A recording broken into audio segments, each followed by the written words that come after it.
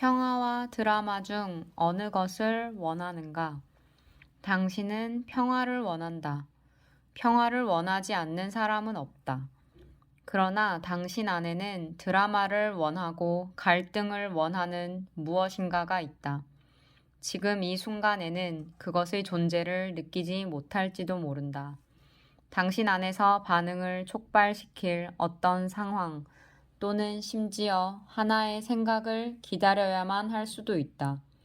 누군가가 당신을 비난하고 당신을 인정하지 않고 당신 영역을 침입하고 당신이 일하는 방식에 문제를 제기하고 돈을 갖고 따질 때 그때 당신은 자신 안에서 무엇인가 큰 힘이 아마도 분노나 적대감의 가면을 쓴 두려움이 솟구치는 것을 느끼는가? 목소리가 거칠어지거나 날카로워지고 몇 옥타브 높아지거나 낮아지는 것을 들을 수 있는가? 마음이 자신의 입장을 방어하고 정당화하고 공격하고 비난하기 위해 달려가는 것을 알아차릴 수 있는가? 다시 말해, 무의식이 발동한 그 순간에 깨어 있을 수 있는가? 자신 안에 전쟁 준비를 갖춘 무엇인가가 있다는 것을 위협받는다고 느끼고 어떤 희생을 치르더라도 살아남기를 원하는 것이 있다는 것을 느낄 수 있는가? 무대에 올릴 그 작품에서 승리하는 역을 맡은 자신의 정체성을 확고히 하기 위해 드라마를 필요로 하는 누군가가 자신 안에 있다는 것을 평화로운 상태에 있는 것보다 자신이 옳은 것이 좋다고 말하는 무엇인가가 당신 안에 있음을 느낄 수 있는가? 에고를 넘어 진정한 정체성. 에고가 전쟁을 할 때 그곳에서 살아남기 위해 싸우는 에고는 단지 환상에 지나지 않음을 알아야 한다. 그 에고라는 환상은 자기야말로 당신이라고 생각한다. 처음에는 그것을 지켜보는 현존으로 그곳에 있는 것이 쉽지 않은 일이다. 특히 에고가 생존하려고 싸우는 분위기에 있고 과거로부터의 몇 가지 감정들이 되살아나 있는 상태에서는 특히 어렵다. 그러나 한번 그 감각을 맛보면 이 순간에 머무는 현존의 힘이 강해지고 에고는 구속력을 상실할 것이다. 에고와 마음보다도 훨씬 큰 힘이 당신 삶에 생겨난다. 에고로부터 자유로워지기 위해 필요한 것은 에고를 알아차리는 것뿐이다. 알아차림과 에고는 공존할 수 없기 때문이다. 알아차림은 현재의 순간 속에 숨겨져 있는 힘이다. 우리가 그것을 현존이라고 부르는 이유가 그것이다. 인간이라는 존재의 궁극적인 목적은 이것은 당신의 목적이기도 한데 현존의 힘을 세상 속으로 가져오는 일이다. 이것은 또한 에고로부터 자유로워지는 일이 미래에 이루어야 할 목표가 될 수 없는 이유이기도 하다. 이 순간의 존재함만이 당신을 에고로부터 해방시킬 수 있으며 당신은 어제도 내일도 아닌 현재의 지금에만 존재할 수 있다. 현존만이 당신 안의 과거를 해체시키고 당신의 의식 상태를 변화시킨다. 영적 깨달음이란 무엇인가? 자신이 영혼을 지닌 존재라는 믿음인가?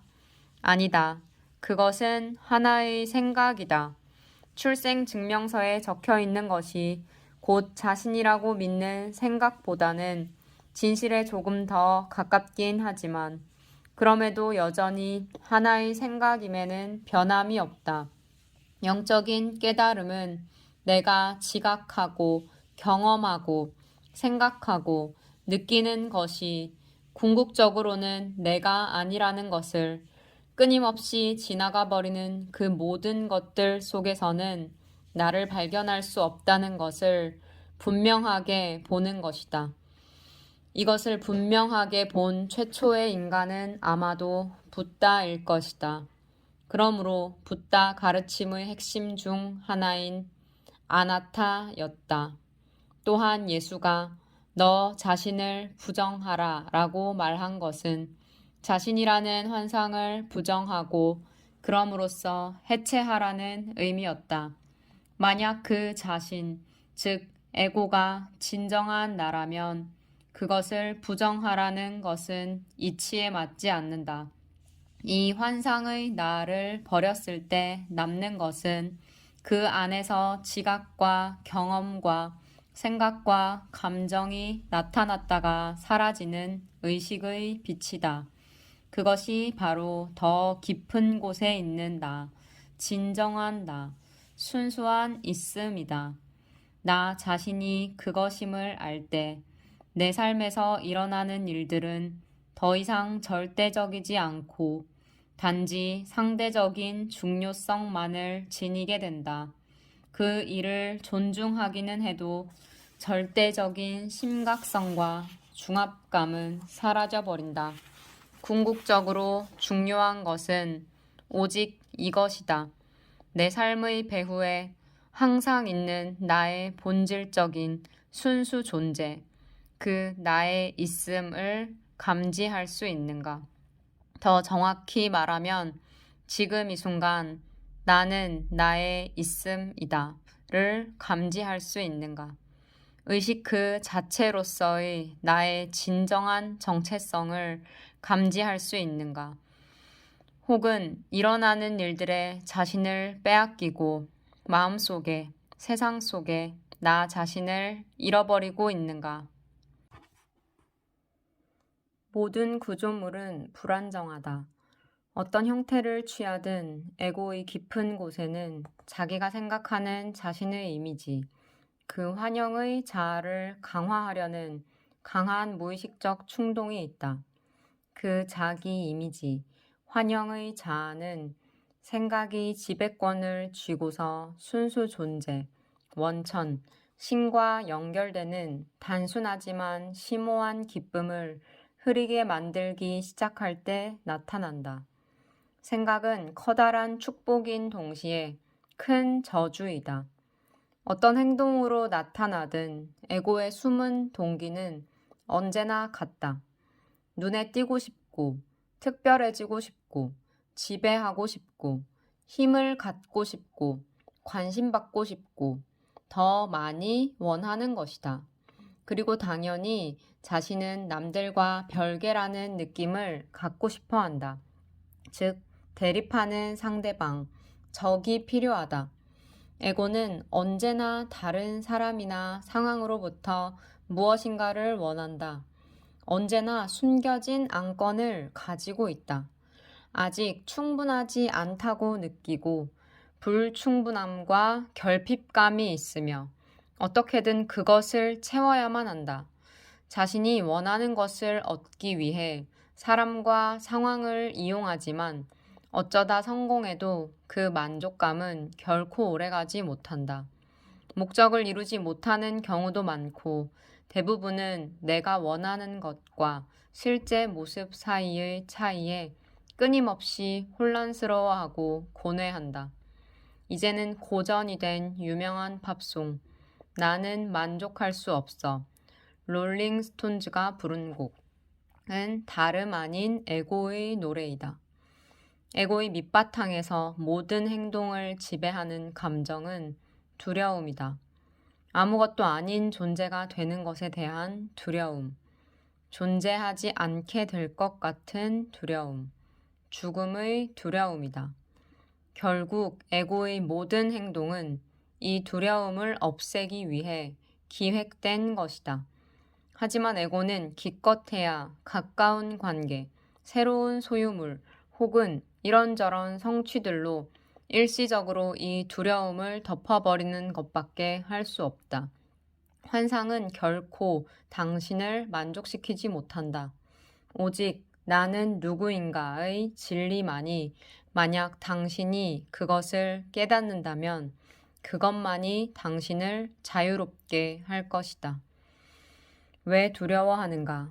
왜냐하면 에고는 형상과의 동일화에 의해 일어나지만 깊은 바닥에서는 어떤 형상도 영원하지 않고 모두 덧없다는 사실을 알기 때문이다. 그러므로 겉으로는 자신감 있어 보여도 에고 주변에는 언제나 불안감이 있다.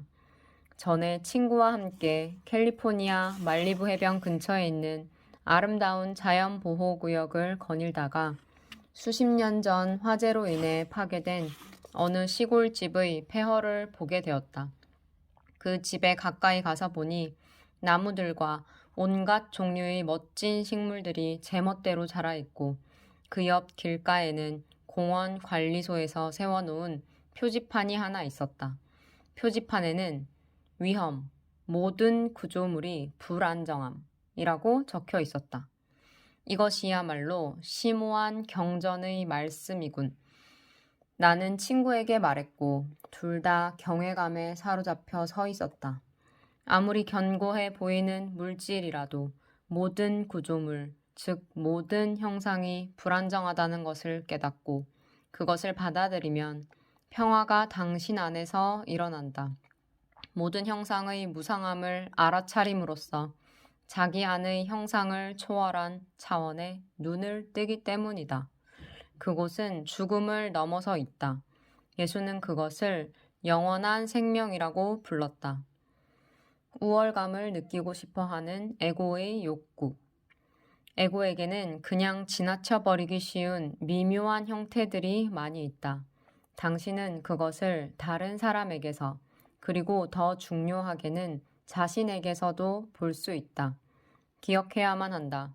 자기 안의 에고를 알아차리는 순간 그 알아차림의 일어남은 에고를 넘어선 자신, 더 깊은 나이다.